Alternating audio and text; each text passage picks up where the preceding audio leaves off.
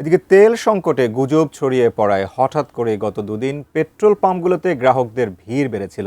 Petrol pump মালিকদের প্রচারণায় আবারও স্বাভাবিক হয়ে উঠেছে পাম্পগুলো।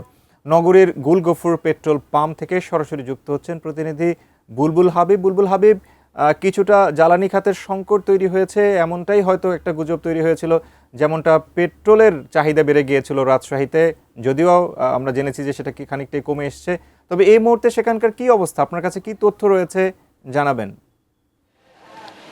সাগর, আপনি ঠিকই বলেছেন যে গত মঙ্গলবার রাত থেকে হুট করে আসলে পেট্রোল পাম্পগুলোতে আমরা দেখেছি যে বাইকারদের ব্যাপক ভিড়। প্রায় প্রত্যেকটা পেট্রোল পাম্পগুলোতে, বিশেষ করে যে জ্বালানি তেলের সংকট এরকম একটি গুজব ছড়িয়ে পড়ার খবর আমরা কিন্তু জেনেছি। সেই খবরের কারণেই মঙ্গলবার রাত এবং গতকাল পুরো দিনটাই কিন্তু পেট্রোল পাম্পগুলোতে ভিড় ছিল। কিন্তু জেলা প্রশাসন এবং যে পেট্রোল মালিকদের যে প্রচারণা চালিয়েছে যে আসলে পেট্রোল মানে পাম্পগুলোতে তেলের কোনো সংকট নেই, সে কারণে কিন্তু আজকে আমরা দেখেছি সকাল থেকেই যে এই পেট্রোল পাম্পগুলোতে খুব বেশি ভিড় নেই। কিন্তু আমরা যে পেট্রোল পাম্পটিতে রয়েছে, আমরা কয়েকটি পেট্রোল পাম্প ঘুরে দেখেছি, এখানে 10-15 মিনিট বন্ধ ছিল আসলে এই পেট্রোল দেওয়া, সে কারণে কিছুটা ভিড় বেড়েছে। কিন্তু অন্য যে পেট্রোল পাম্পগুলোতে আমরা ঘুরেছি সেগুলোতে আমরাও দেখেছি যে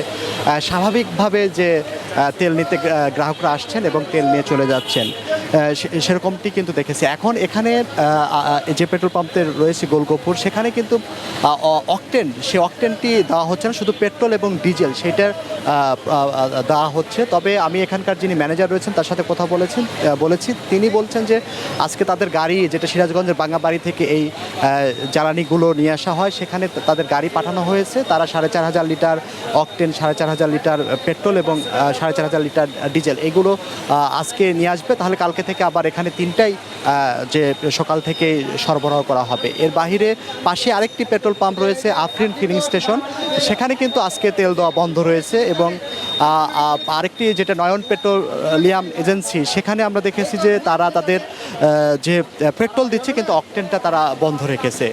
তো সামগ্রিকভাবে বলা যায় যে কিছুটা স্বাভাবিক হয়েছে, কারণ জেলা প্রশাসনের পক্ষ থেকে মাইকিং করা হচ্ছিল যে গুজবে আপনারা কান দিবেন না, আপনারা সবাই আসবেন পেট্রোল নিতে। এখন পরিস্থিতি যেহেতু সকাল থেকে স্বাভাবিক ছিল, এখন এখানে 10-15 মিনিট তেল বন্ধ ছিল দেখে কিছুটা ভিড় বেড়েছে। অন্যান্য পেট্রোল পাম্পগুলোতেও খুব বেশি ভিড় চোখে পড়েনি।